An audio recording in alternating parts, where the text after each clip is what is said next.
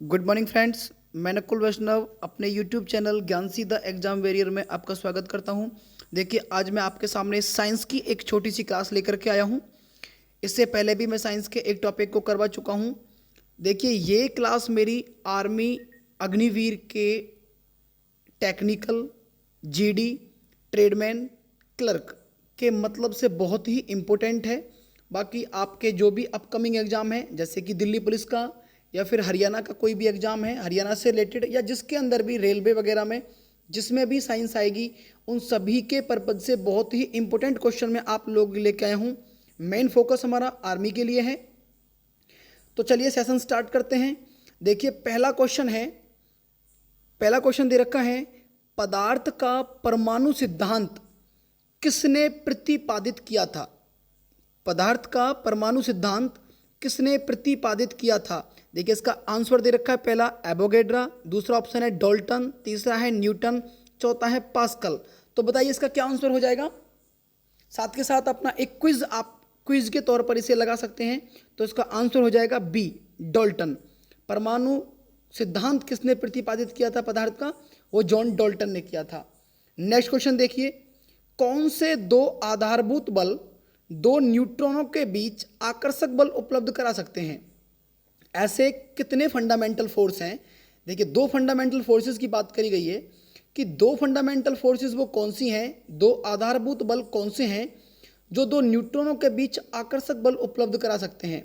देखिए, पहला ऑप्शन दे रखा है गुरुत्वीय और स्थिर विद्युत बल, नेक्स्ट है कुछ अन्य बल, या फिर गुरुत्वीय और नाभिकीय बल, या फिर स्थिर विद्युत और नाभिकीय बल। तो बताइए इसमें क्या आंसर हो जाएगा। देखिए, इसका आंसर हो जाएगा गुरुत्वीय और नाभिकीय बल।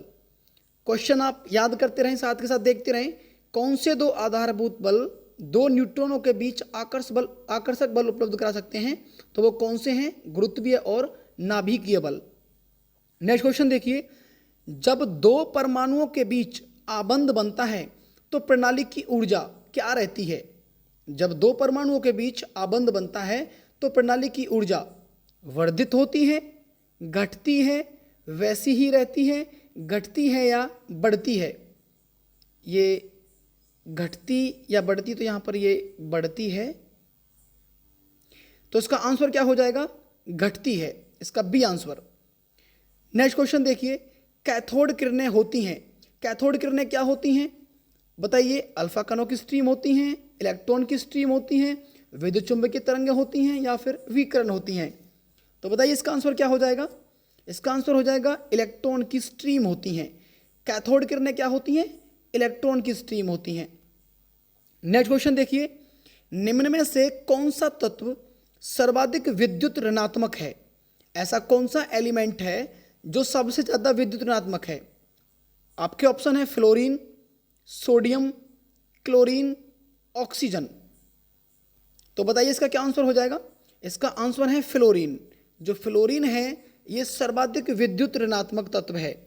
अगर कोई आपसे ये पूछ ले कि सर्वाधिक विद्युत धनात्मक तत्व कौन सा है, तो सर्वाधिक जो विद्युत धनात्मक तत्व है उसका नाम है फ्रोंसियम। क्या हो जाएगा? फ्रोंसियम।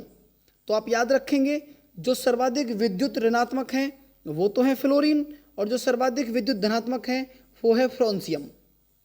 नेक्स्ट क्वेश्चन देखिए, अगला क्वेश्चन दे रखा है, किसी तत्व के रासायनिक गुण निम्न में से कौन तय करता है? देखिए, कोई भी एलिमेंट है उसके जो केमिकल कैरेक्टरिस्टिक्स हैं उनको कौन डिसाइड करता है? किसी भी तत्व के रासायनिक गुण निम्न में से कौन तय करता है? तो आपके ऑप्शन है प्रोटॉनों की संख्या, इलेक्ट्रॉनों की संख्या, न्यूट्रॉनों की संख्या, या ये सभी। तो बताइए इसका क्या आंसर हो जाएगा। इसका आंसर हो जाएगा इलेक्ट्रॉनों की संख्या।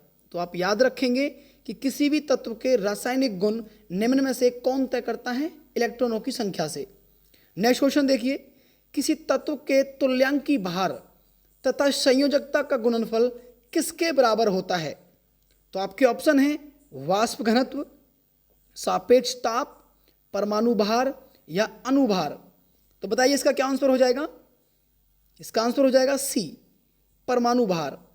नेक्स्ट क्वेश्चन देखिए, आणविक कक्षा का अभिन्यास किससे नियंत्रित होता है?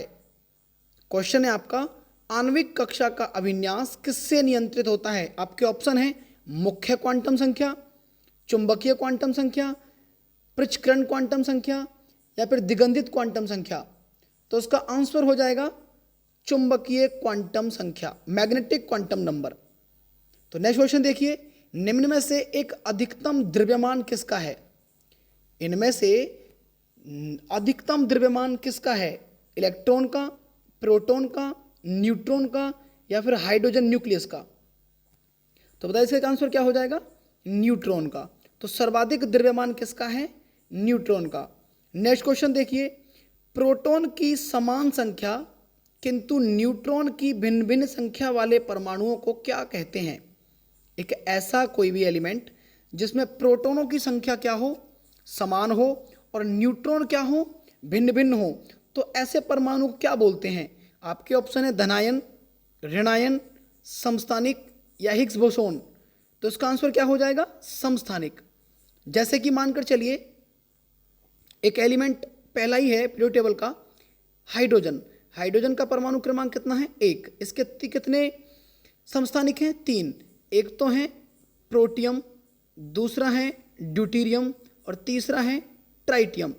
तो जो नीचे वाली संख्या है ये तो है प्रोटॉनों की संख्या, ऊपर वाली जो संख्या है ये है न्यूट्रॉनों की संख्या के साथ में। तो प्रोटॉनों की संख्या तो बराबर है, न्यूट्रॉन की संख्या भिन्न भिन्न है। तो जिसके प्रोटॉन की संख्या बराबर हो और न्यूट्रॉन की संख्या भिन्न भिन्न हो उनको क्या बोला जाता है? समस्थानिक बोला जाता है। तो इसका आंसर क्या हो जाएगा? सी। नेक्स्ट क्वेश्चन देखिए, अगला क्वेश्चन है एवोगैड्रो संख्या का मान कितना होता है? एवोगैड्रो संख्या का मान कितना होता है? तो आपके ऑप्शन है, पहला ऑप्शन दे रखा है 6.023 इंटू 10⁻²2 या फिर दूसरा ऑप्शन दे रखा है 6.023 इंटू 10⁻23। अगला है सी ऑप्शन इसका 6.03 इंटू 10⁻24। नेक्स्ट ऑप्शन है इसका 6.23 इंटू 10⁻25। तो बताइए इसका आंसर क्या हो जाएगा कि एक एवोगैड्रो संख्या का मान कितना होता है? तो इसका आंसर है बी, 6.023 गुना में 10⁻23। ये एक एवोगैड्रो मान संख्या का मान है।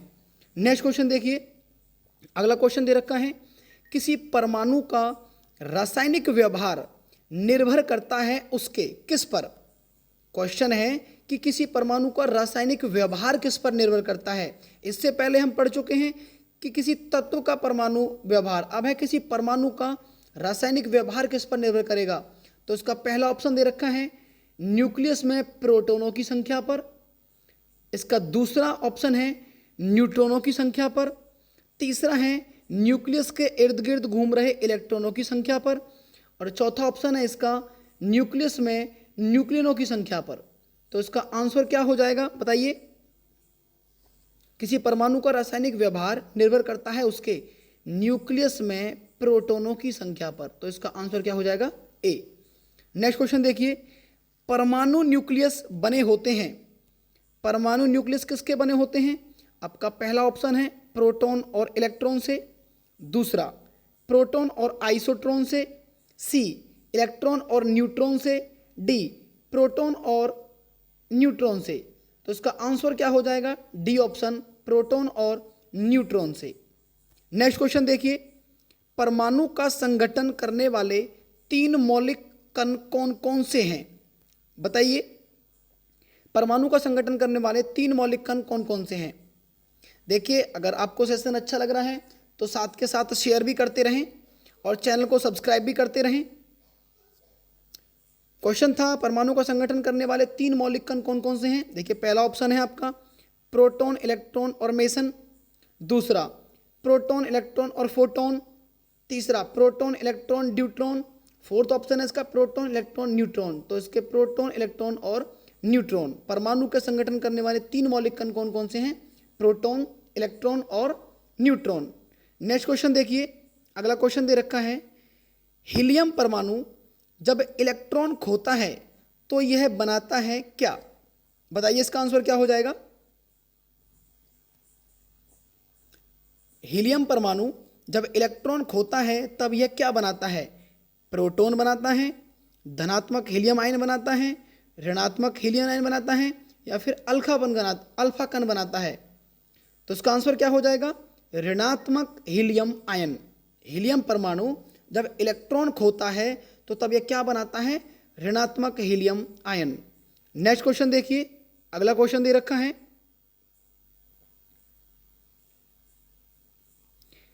तांबा किसके द्वारा शुद्ध होता है? तांबा किसके द्वारा शुद्ध होता है? आपका ऑप्शन है ए तपाने से, उसको तपा करके, बी ऑप्शन ऑक्सीकरण से, सी विद्युत अपघटन से, डी मंडल परिष्करण से। तो इसका आंसर बताइए क्या हो जाएगा? तो इसका आंसर हो जाएगा सी ऑप्शन, इसका विद्युत अपघटन से। तांबे को किसके द्वारा शुद्ध किया जाता है? विद्युत अपघटन से। देखिए बहुत ही इंपॉर्टेंट टॉपिक है, बहुत ही इंपॉर्टेंट क्वेश्चन आप लोगों को करवा रहा हूं, साथ के साथ आप इनको नोट जरूर कर लीजिएगा, बहुत ही हेल्पफुल रहेंगे आपको किसी भी एग्जाम के लिए। देखिए अगला क्वेश्चन है, निम्नलिखित में से किस धातु का गलनांक सबसे कम है? इनमें से कौन सी धातु ऐसी है जिसका गलनांक सबसे कम है? ऑप्शन ए सोना, बी चांदी, सी मरकरी, डी तांबा। तो इसका आंसर क्या हो जाएगा? मरकरी। मरकरी का सिंबल क्या है?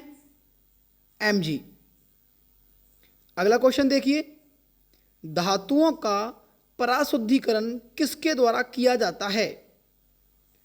क्वेश्चन है धातुओं का पराशुद्धिकरण किसके द्वारा किया जाता है? ऑप्शन है आपके leaching, zone melting, sledging, smelting. तो बताइए इसका आंसर क्या हो जाएगा? इसका आंसर हो जाएगा जोन मेल्टिंग विधि द्वारा। धातुओं का पराशुद्धिकरण किसके द्वारा किया जाता है? जोन मेल्टिंग विधि द्वारा। नेक्स्ट क्वेश्चन देखिए, अगला क्वेश्चन दे रखा है, कौन सा एलिमेंट धात्विक और अधात्विक दोनों रूप में रासायनिक व्यवहार करता है? ऐसा कौन सा एलिमेंट है जो मेटेलिक और नॉन मेटेलिक दोनों तरीके से केमिकली बिहेव करता है? तो देखिए आपके ऑप्शन है जीनोन, बोरोन, आर्गन, कार्बन। तो इसका आंसर क्या हो जाएगा बताइए? देखिए इसका आंसर हो जाएगा बोरोन। नेक्स्ट क्वेश्चन देखिए, लोहे का शुद्धतम रूप कौन सा है? आपके ऑप्शन है स्टील, ढलवा लोहा, कच्चा लोहा, पिटवा लोहा।